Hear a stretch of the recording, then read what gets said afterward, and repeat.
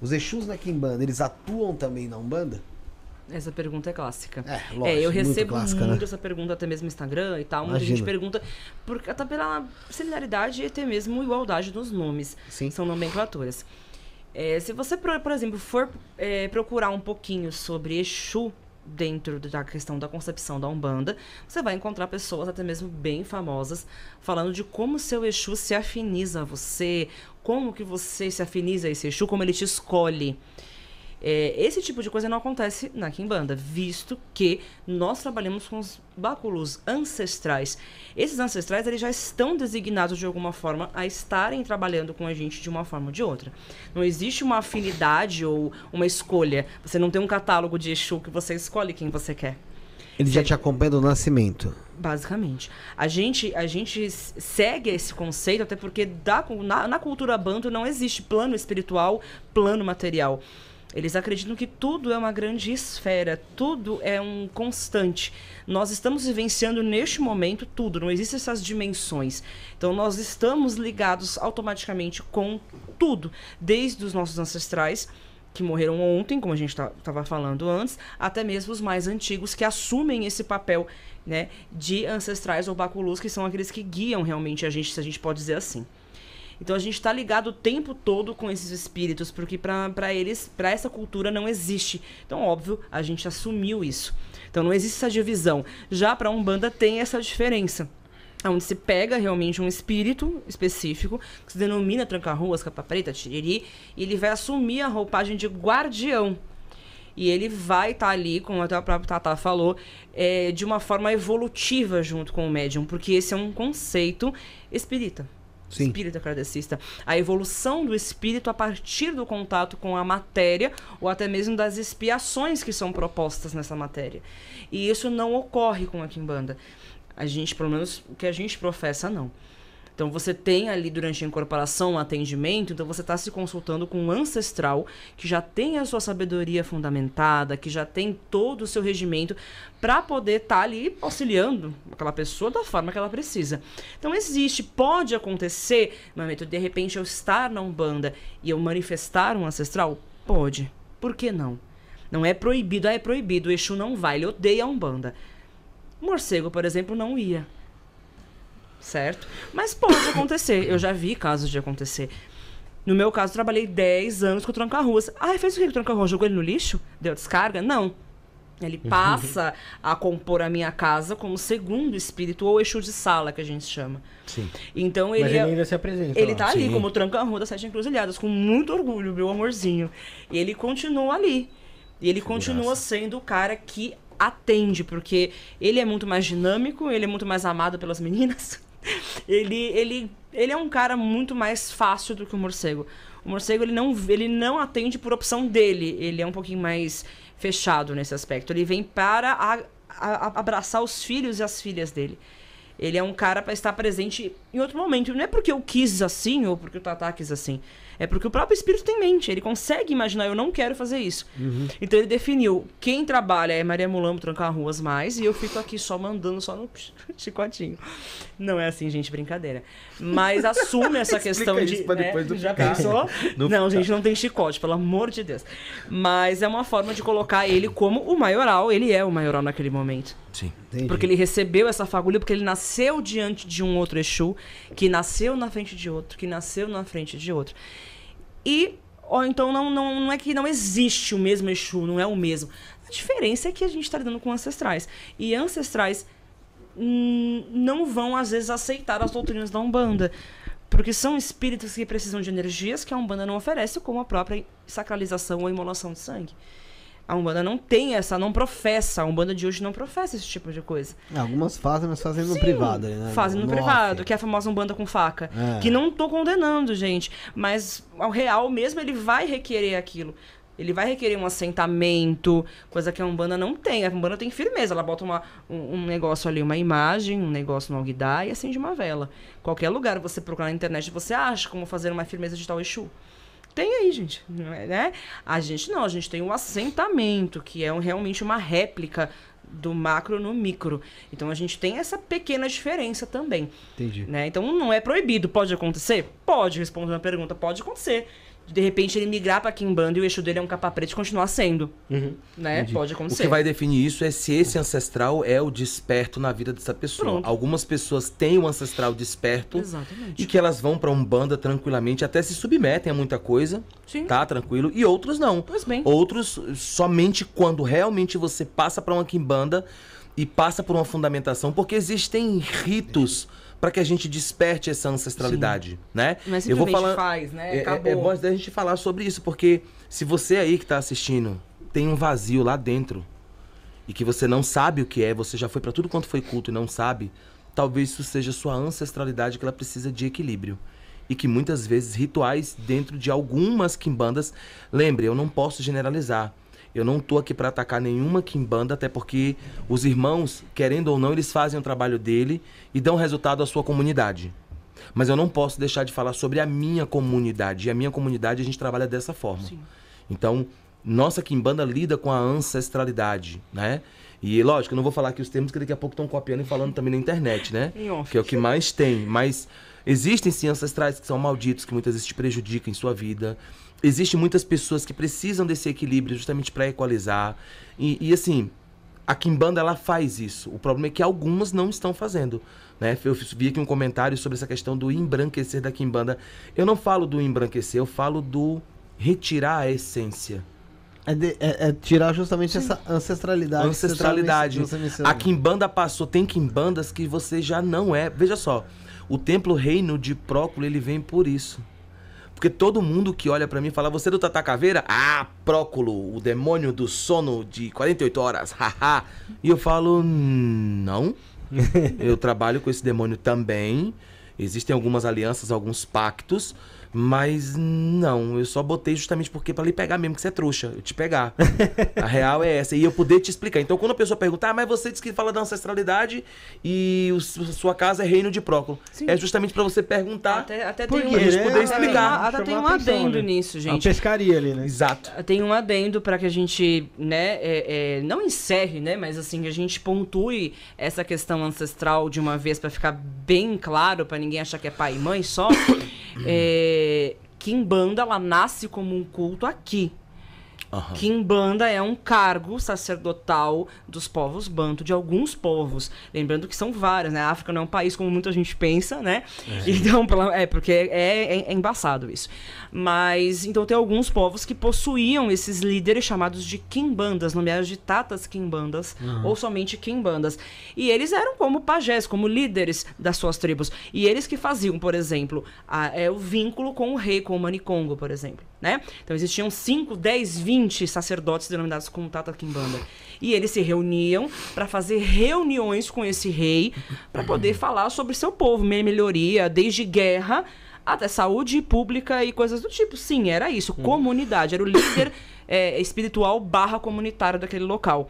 Tá. E que tinha responsabilidades por fazer as iniciações. Porque para o povo banto, tudo é religioso.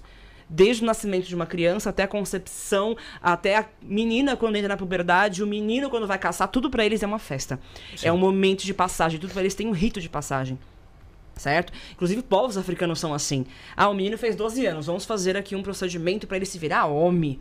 Aqui no Brasil também faz, mas de uma forma diferente. Tem a forma indígena, e os Gente, indígenas fazem leva isso pros também. lugares. O pessoal leva pros lugares. Vamos lá. Os meninos é rito de passagem. Né? Até hoje No eu Brasil não virei tem. homem, meu pai não fez essa porra comigo. Até hoje eu não virei homem, então. Mas só se você levar ele. Rapaz, que horror. Você tinha 16 anos, você trabalhava lá, não. É verdade, 16 anos eu trabalhava no puteiro, é verdade. Então, você é mais só se... Mas só se levar ele. A pessoa vira, não virei homem. Então, Não, eu trabalhei em puteiro, é verdade. Verdade, agora ele assumiu, verdade. Esqueci, porra. Você tá vendo, E você pô? não viu- Tem que te tá vendo? lembrar isso aí, pô. Ou seja, não valeu muito a pena, porque não tipo, funcionou você não... com você, o ritual. Não. Tinha 3 filhos. Ai. Por aí dá pra mim. Vai pagar todos os pecados, você sabe, né? Pô, nada Diz mesmo, o- mano. Deixa quieto, vai. Esquece, Ó, você vai entrar no vórtice. Então a gente tem, Ai, meu inclusive, os ritos indígenas também. Então, assim, esse Quimbanda era responsável por esses rituais, tanto com as meninas quanto com os meninos. E no processo de escravidão, Os povos bantus foram os primeiros a chegar aqui. Então, no período de final de 1500 até 1700 e pouco, existe essa imigração forçada, né? Dessa visão, que foi esse período ridículo e vergonhoso, que trouxe esses seres humanos que são, né, reis, rainhas, sacerdotes, e todo mundo no mesmo lugar. Inclusive, o principal conceito da escravidão era separem as pessoas por etnia para que elas não se conversem. E assim, inclusive a Mameta tá falando uma coisa que é bastante importante. Isso é história, tá? É história. O que a gente tá contando aqui não é, eu acho que é desse jeito. Não é eu a coisa que a gente criou. de não. vozes da minha cabeça. É Isso um é período história. horrível, inclusive. A gente só vai ter povos iorubás nessa terra Brasilis depois da terceira geração de povos bantus.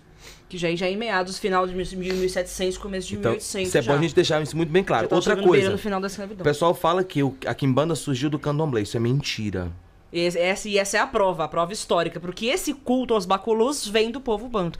Inclusive, eles entendem essa necessidade de contato com a terra ancestral. Eles são os primeiros que sacam que a gente tinha dono antes, e não eram os portugueses, né?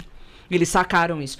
Tanto que eles são os primeiros a se afinizar realmente com o povo indígena, tentar, né, da forma deles, Exato. se afinizar com a cultura indígena, porque eles sabiam que eram os donos da terra.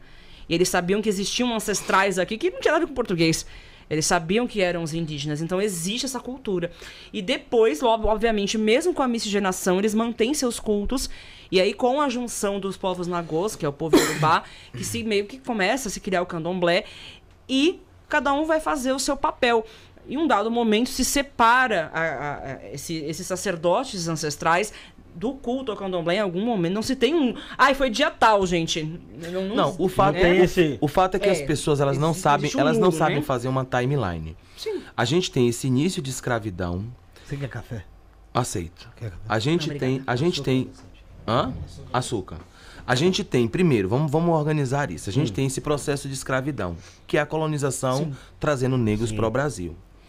Nesse processo, a gente tem 3 gerações somente de povos bantus. Sim. Foram mais de 257 etnias, desde Quimbu, de pessoas do Congo, de pessoas de Angola, de pessoas de várias partes dessa região do Congo. Cada uma com seu dialeto porque as primeiras negociações ocorrem justamente dos portugueses, porque foi um erro, cara, foi um grande azar.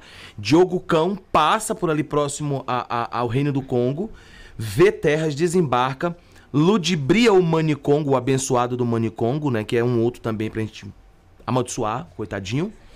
E ele começa a entrar em negociações e mandar escravos. E aí, nesse processo a gente vai ver que a escravidão estava tão ostensiva que o segundo rei do Manicongo, ele manda uma carta para Portugal dizendo, olha, meu povo tá sofrendo. Então, assim, eu já não tô tendo como mandar escravos. Porque, na verdade, eles tinham os prisioneiros de guerra deles. Exato. Todo o povo tem. Tanto que esse Manicongo, ele sofre atentado de morte causado pelos portugueses. Então, a gente tem um gap aí de 100, 200, 300 anos, eu vou botar, tá? 200 anos, 200 e poucos anos.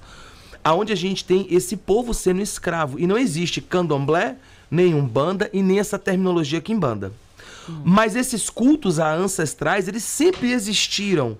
Porque se a gente for estudar em tribos africanas, até hoje, em algumas tribos africanas, você tem os mortos que são enterrados em suas terras e eles são donos de locais e animais. E quando você vai sacrificar um animal, é preciso que você peça autorização ao espírito. E quando esse espírito diz não, é não. E quando a tribo também está passando situação de fome por causa da seca, etc, etc, esse ancestral, ele é cobrado. Também é cobrado. Exatamente. Então, veja, o que a gente está falando que tem dentro dos moldes de quimbanda já existia em África e ainda existe. Então, quando vem pra cá, se formata e a gente tem esse culto ancestral chamado quimbanda. Tudo sofre modificação. Só que quem, em primeiro momento, segura esse culto, a gente vai ter o candomblé, de origem bantu, que aí a gente vai ter o candomblé, né, de Congo, o candomblé bate-folha, o candomblé de Angola. Eles são os primeiros a guardar esses mistérios desse culto quimbanda. Tocava-se o culto aos inquices, ou os minquices, e tinha a hora prática desses mortos que eram os baculus. Depois que a gente vai ver que há um rompimento, começa a ter um rompimento entre esses povos de candomblé, século XVIII, porque é quando o candomblé surge, que aí começa a surgir de fato o termo quimbanda. Sim. Só que quando a gente chega em 1900, século XIX, começa a sujar. Porque é um movimento umbandista para prejudicar Exu, demonizar Exu. E aí Mas a gente... aqui já. a gente tá falando século XIX, aqui já. Então a gente vai ver que 1920, 1930 começam as primeiras publicações de Umbanda, né? demonizando Exu. A gente vai ver, inclusive, em 1949, esse livro Exu, que ele demoniza, trazendo toda uma estrutura de demônios para o culto a Exu. Onde ele fala que a Umbanda surge para combater a Então, Quimbanda. a gente vai ver que século XIX é que começa a sujar a Quimbanda, trazendo Isso demônios é embranquecimento, gente. Isso é embranquecimento já. Sim. Né? Pode continuar, Isso que esse autor faz realmente é embranquecimento. Aí sim, ele tá retirando toda a autoridade dos povos. Lembrando que já existiam cultos, né? Como a própria a própria Cabula, que foi uma mulher que meio que popularizou, que é chamada Luzia Pinta, se não me engano. E ela popularizou isso. Ela incorporava esses espíritos já. E ela é originária da África Central. Ali, região, realmente, Panto. Então ela é uma sacerdotisa que traz a questão de incorporação e não só de inquices ou de orixás. Ela traz a incorporação de espíritos. E então a primeira denominação é essa. Tem essa questão de cabula, depois a gente vai começar a ter essa divisão. E aí vai se começar a ter o que é denominado Quimbanda como culto. Entendi. Só que ela ainda tem essa essência, do culto ancestral. E aí a gente vai ter um outro problema, só para contextualizar, porque fizeram uma pergunta sobre se há diferença de Quimbanda com QU ou com K. Essa é velha também. Em 1949, esse abençoado Luiz de Fontinelli, ele diz que tem a Quimbanda com K, que a Umbanda surge para combater a Quimbanda, ou seja, ele cria uma guerra. E ele diz que existe a Quimbanda com QU e existe a Quimbanda chamada Quiumbanda. Seria com Quiumbas. Que é das Com Quiumbas. Isso. Só que assim, Ele isso é piora ainda mais mentira. a coisa. O que existe é Quimbanda, ele é escrito com K, porque é um termo que vem do Quimbundo. Então, no Quimbundo, nesse dialeto africano, não existe palavras com QU. Então, se você for escrever queijo, vai escrever com K. É isso que existe. Só que a gente está dentro do Brasil, então eu posso usar QU ou K. Tanto faz. Se trata do mesmo culto. É uma adaptação de tradução E apenas. quem fala diferente é porque se acha mais poderoso que os outros. Quimbanda com QU ou com K se trata do mesmo culto. Ponto, acabou. Não são formas de escrever. Igual a farmácia com PH que se escrevia Sim. antigamente. E é a mesma farmácia de hoje com F. Né? As diferenças são grafias. A grafia, o significado é o mesmo. A etimologia é a mesma, certo? Porque, infelizmente, não tem como você pegar um dialeto...